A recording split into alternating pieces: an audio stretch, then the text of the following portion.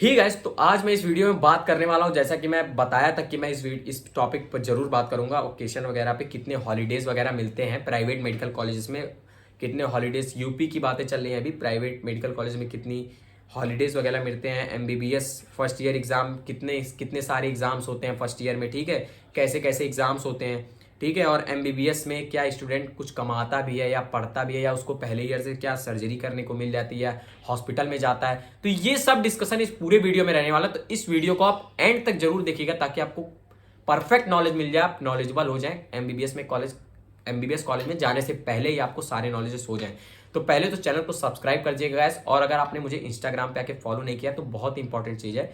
देखिए, ऐसा कोई फॉलो करवाने का मेरा मोटिव नहीं रहता, लेकिन एक बात, अगर आप वहां पे जाके अगर विजिट करके आप देखेंगे, वहां पे मैं सारी अपडेट्स देता हूँ, हर एक अपडेट्स देता हूँ। आप मुझे वहां जाके सिर्फ फॉलो कर लीजिए, मेरा स्टोरी और मेरे अपडेट्स आप अगर डेली देख रहे हैं तो आपको काउंसलिंग करने में कोई दिक्कत नहीं है, कि कभी कोई प्रॉब्लम नहीं है, कि सब कुछ वहां पे बताता हूँ, हर एक चीज स्टोरी में बताता हूँ। तो जाके यूजर नेम, ये यूजर नेम है, इस पे आइए, वहां फर्स्ट फॉलो कर लीजिए और पोस्ट और स्टोरी देखिएगा, आप ही का फायदा है, ठीक है।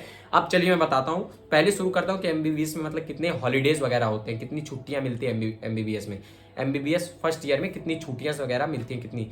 तो ये होता है कि पहले गाइस, इस साल का अगर हम लोग हटा दें, क्योंकि इस साल गाइस क्या हुआ था, कोविड टाइम्स में भी इस साल भी 3-4 महीना कोविड टाइम्स में गया है। जिस ईयर में मैं पढ़ रहा हूँ, 3 से 4 महीना कोविड में गया है ये ईयर भी हमारा।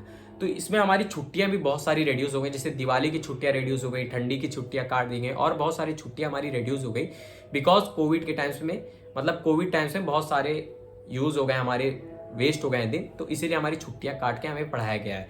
और मैं बताता हूँ कि मतलब नॉर्मल क्या होता है, 19 बैच का कैसे था। जो 19 बैच हम लोग से एक सीनियर बैच, इमीडिएट सीनियर, तो उन लोग की छुट्टियां वगैरह कैसे होती थी। तो गैस ये होता है कि पूरे ईयर में पहले तो आपको गर्मी की छुट्टी मिलेगी, ठंडी की छुट्टी मिलेगी, होली की छुट्टी मिलेगी, आपको दिवाली की छुट्टी मिलेगी। ये सब अप्रॉक्स 7 to 10 डेज के रहते हैं, ठीक है। उसके बाद पहला आप जब आपका फर्स्ट टर्म खत्म हो जाता है फर्स्ट ईयर, उसके बाद छुट्टी मिलती है, ठीक है।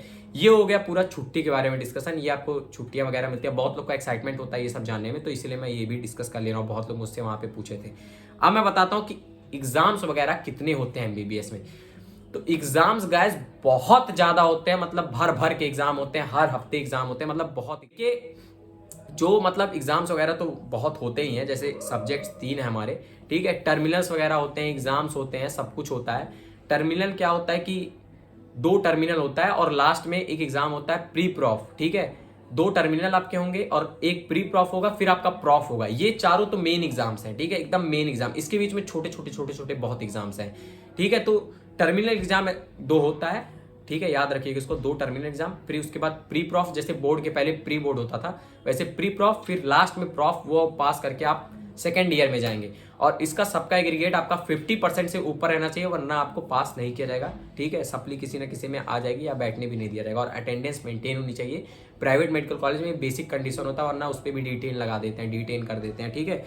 तो अब एग्जाम्स वगैरह के और बीच बीच में जो एग्जाम्स होते हैं छोटे मोटे, उसकी बात करूँ तो बीच बीच में कुछ फिजियोलॉजी का एससीटी होगा, जैसे कुछ पार्ट्स कंप्लीट होते हैं तो उसका कंप्लीशन टेस्ट हो जाता है। फिर एनाटॉमी में बात कर लो, उसकी पीसीटी होती है, पार्ट कंप्लीशन टेस्ट। कुछ पार्ट कंप्लीट हो जाते हैं तो उसका टेस्ट होता है। जैसे हेड एंड नेक कंप्लीट हो गया तो उसका पीसीटी होगा, उसका वाइवा होगा, वाइवा अलग दिन होगा, पीसीटी अलग दिन होगा। ये आपका रेगुलर क्लास शेड्यूल में होगा। जैसे 4 से अगर 8 आपकी क्लास है, सुबह अगर 8 से 4 अगर आपकी क्लास है तो कुछ 10 से 12 टेस्ट हो जाएगा, और नॉर्मल क्लास चलता रहेगा ये सब एग्जाम में। लेकिन जो टर्मिनल वगैरह होता है इसमें क्लासेस बंद रहती हैं, नॉर्मल क्लासेस नहीं चलती हैं पूरा दिन।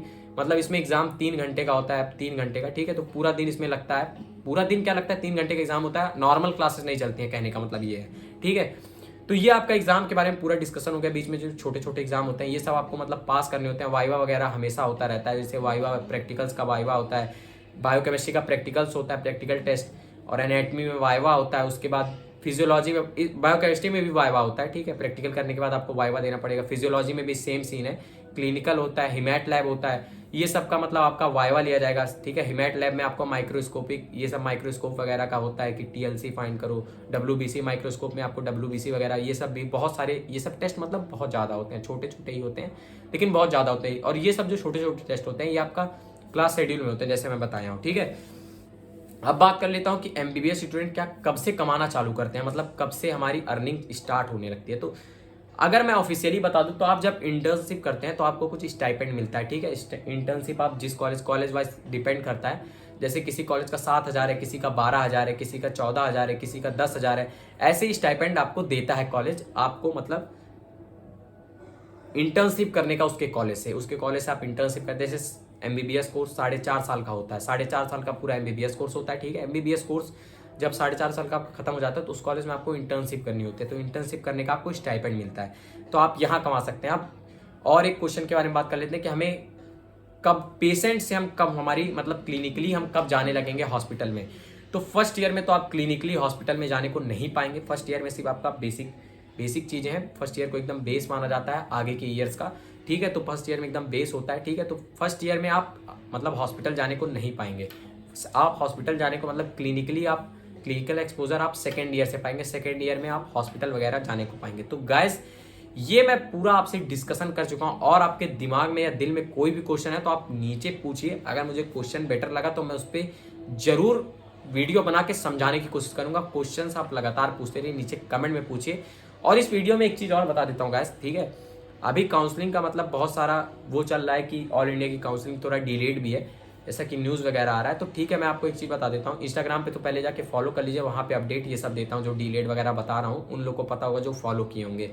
तो और मैं बता दूं एक चीज़ कि अगर आपको काउंसलिंग मेरे अंडर पर्सनली आपको करनी है, मुझसे एडवाइस लेने हैं, सब कुछ कॉलेजेस चॉइस फिलिंग सिर्फ गाइडेंस देता हूँ मैं, और यूपी प्राइवेट की देता हूँ, सिर्फ यूपी प्राइवेट की।